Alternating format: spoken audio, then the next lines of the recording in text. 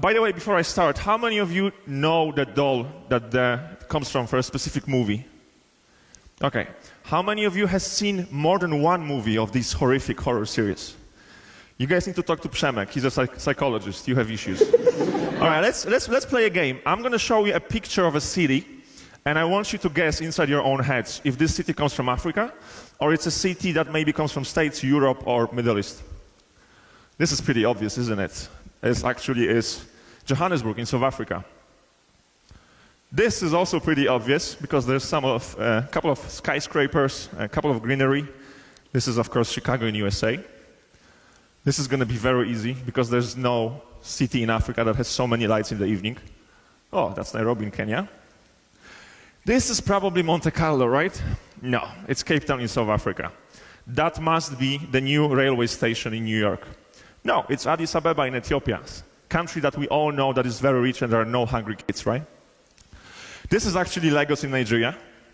Well, okay, maybe I have gone too far here because that's how it looks right now. We stole the land from the ocean because every grain of sand was brought from the inside of the country. They blew up whole mountain and they brought all the sand there. And in 5 years from now, it's going to look like this, just like in Dubai. And I know what some of you, okay, there's one building already there. It takes 3 months to build such a building because that's how Chinese people build buildings. They build it fast and the quality is still there. I know what some of you may think. He's trying to make us believe that there are rich people in Africa. But there have been always rich people in Africa. And there are always, will be, poor people in Africa. And that is true, because that's a problem in the whole world. There's a wealth gap problem in South Africa, in the States, in Mexico, in Brazil, India. You get the point. And there's, of course, are many challenges about infrastructure. If you want to have a big house in Nigeria, you're going to have this piece of furniture. It's called a generator, and it costs you between $2,000 to $3,000 per month to put diesel there, because you cannot count on the electricity coming from the grid, because there's just not enough electricity from the grid. We use more power in Africa than we can produce. And of course, like in every developing country, there's a problem with corruption. We had huge problems with corruption, and we still have. And now we know that even in countries like China, South Korea, and Japan, there are huge scandals related to corruption. What I'm trying to say here, the point I'm trying to make is that we are always driven by stereotypes, because that's how our mind works. And also that's what media wants us to think. And yes, of course, this happens a lot in Africa, and that's still an issue. Just like poverty and people living below poverty line, it's an issue still in the United States, and it's becoming a bigger issue. Not sure if you know, but the wealth gap in the United States is actually bigger than in South Africa. But the thing is, we have seen these pictures way too many times, and we don't see the other picture. And just like when you talk to someone in the States or in Western Europe, when you talk to some ignorance and you tell them that you're from Poland, they will always say, you probably are very good in stealing cars. Or that's what they think about Poland, or that. And yes, that is a big part of history of Poland, and that is a big part, the one on the right, of what Poland is right now. But this is not the full picture. So because you already know the picture from here, I'm going to focus on a little bit better picture. There's 12 years difference between those two, the Economist covers. The one on the left was in the year 2000, that was a summary of 40 years of Africa's so-called independence. The continent was dealing with wars, tribal conflicts, poverty, genocide, hungry people. 12 years ago, the cover says, Africa rising. 6 out of 10 countries, most fastest growing economies in the world, come from Africa. What has changed? Well, the answer is business. They're making more money not because gold price is going up, that they extract from the mountain. They're growing not because the oil price is going back, because that they extract from the mountain. But the economies are getting bigger and people have more money because business is growing. And that's something I want to mention here today. In order for economy to grow, we need two things. You need a lot of people, and you need people that have money. So this is what United Nations predicts about the population of the world. The red line is Africa, the green line is Asia, and the rest is North America, Latin America, and Europe. The picture is pretty clear, isn't it?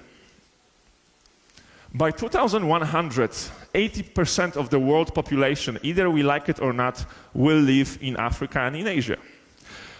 5 countries out of top 10 countries in the world will be in Africa. India, Nigeria, and China will have more people living in their countries than in the United States. This is a lot of customers that may want to buy your stuff. But a lot of population is not enough. You need to have people that have money to spend. So the whole point is about growing middle class. Who is a middle class representative? Someone that has a day job, someone that makes enough money from its day job to pay for food, to pay for rent, to send his kids to school, maybe once per week go to the cinema, and once per year travel to some nice destination. That's enough. And the middle class is doubling right now in Africa. Currently, 30% of people living in Africa are already middle class representatives. That's more than in India. In the next 15 years, it's going to be twice that much. A lot of people that can buy your stuff. Okay, what do we do with that piece of information? Before I get to that, one more source of data. By year 2025, this is 8 years from now, 45% of Africans will live in cities. Africa will become the most urbanized continent in the world. There will be more people by percentage living in cities than in states and Europe. Of course, they want to move to the cities because they can find a job easier. It's easier for them to rent a house with power and water. It's closer to the shopping mall. It's closer to the cinema. It's closer to the school. All those basic stuff we people from Europe many times take for granted. People in Africa love technology. When you have access to the internet, if you can afford a smartphone, and smartphones are really cheap because they come from China, they're as good as iPhones and they cost 1/10 of the price. As soon as they can afford it, they'll use it on a daily basis. If you use a smartphone and you use internet on your smartphone, that means you're a potential customer everywhere you go because you are always online. Nigeria is the world leader. 81% of people use internet on their smartphone. Fun fact, Poland is number 7. In the world, the only strictly European country that uses that much internet on the phones. You see, Nigeria is better than us. Buy more phones. Mobile banking users. If you have a bank account in Africa, you're going to use it on your mobile. You're not going to have a card. You're not going to go to a bank. You're going to do everything on a mobile. Banking system in Africa is way more developed than in Poland. If I make a transfer from my bank to my friend's bank, and there are 2 different banks, if I send the money, and if in 1 minute he's not going to receive the money, I'm going to call everyone that I know in the bank, and I'm going to ask, where is my money? There's no such thing as incoming sessions, outgoing sessions, Elixir, all that crap. No. Money has to arrive from one place to another one under a minute. Now, this looks like a poster picture, but this picture I took in a company headquartered in Lagos called Andela.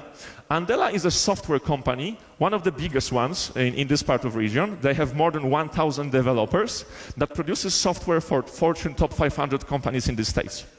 And that company, for example, has raised money from Mark Zuckerberg from Facebook. He invested $24 million, if I remember, last year. What they believe, they don't really need to believe, they know that as a fact, is that the talent is distributed evenly in the world. There are people every day born with music talents, mathematics talents, development talents in Latin America, in Europe, in Africa, in Russia. The problem is the access to opportunities that you can take advantage from your talent is not distributed evenly. So they hire the developers only in Africa, and they invest in 5 years of training them. They have vetted 70,000 developers in the last 3 years, and the acceptance rate is 0.7%. They hire the top of the top of the top. People in Africa are many times smarter than us, and they're many times working way harder than us. Why? I'm going to tell you about that in a second. Another point I'm trying to make is that you shouldn't believe these type of ads. Only for $18 per month that you can send to us, you can save that particular kid. No, you won't save that kid because there's a huge industry behind these advertisements. And out of those $18 that you're going to send, maybe $1 will be delivered to that particular kid in Africa, if he's still alive. Thank you for that. So how can you do that then? Well, first of all, go to Africa and be a tourist. Do you know that statistically, you are less likely to be a victim of a crime in a tourist destination in Africa than in Spain? If you go to Africa, buy fruits from that lady. Yes, maybe she doesn't have access to running water and she brings water in a bucket every morning to clean the bananas. But these fruits are still healthier than the one you're buying in the supermarket with pesticides and chemicals. If you're going as a tourist to Africa, take this driver as your driver. Allow him to make his living on being your taxi driver, because he's going to save his money, and in a couple months he's going to buy another car like this, he's going to hire his brother, and then another car he's going to hire his cousin, and in a couple years from now you're going to come back and he's going to have a logistics company. If you go to Nigeria, buy some local outfit from local tailors, just like my mom and my brother did. Sorry guys for posting that picture. Or you can build a business there and really make a tangible change to that particular country. Because when you open a restaurant in Nigeria or in Kenya or in Gambia, you're not opening restaurant number 100, and you have to compete with already 99 that are existing there. When you open a website, you're not just opening another website or another mobile application. You're actually making tangible changes to the way people buy, spend money, and make money. Couple of nice histories. Sorry. That gentleman on the left in the white t-shirt, his name is Samuel, one of the smartest guys I've ever worked with. I hired him just after he graduated from his Lagos Polytechnic. He worked with me for 3 years, saved enough money, went to the United States. Now he's studying and finishing his MBA. He went together there with his girlfriend that he met in my company, that girl in the middle in the violet shirt. The girl on the right in the blue dress, her name is Stephanie. She has saved her money to build music equipment, and currently she's one of the most famous Nigerian female rappers. And the guy in the back on the right, his name is Taribo. He used to be my driver, because when I went to Nigeria for the first time, I didn't know the city. I needed a guide. And not sure if you know a disease called the Pharaoh disease, where you have to go to the bathroom 5 minutes after every time you eat anything. So this hit me. And I was using Taribo to go from hotel to hotel, signing deals with them.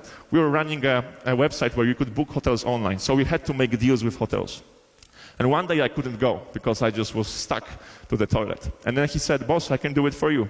I'm like, "Okay, I have nothing to lose. Go and sign the deal for me." And he did. He went and he signed. And the next day he went again and he signed. And the next day he went again and he obviously signed. 2 years forward, he's running a team of 20 sales guys and running it for me. Now, I don't want to sound not humble enough, but if it wasn't for this type of opportunity, he wouldn't have enough similar opportunities like that. And the cool thing is that when you run a business in a new place, it doesn't make you a patriot to live in the country that you're patriotic about. It makes you a patriot when you're showing good values to the people on the outside. And there's no better satisfaction than giving whatever you can to those people you work with and building a value within a new country. And let me tell you this thing. There will be no hungry kid in those families. Thank you very much for your attention.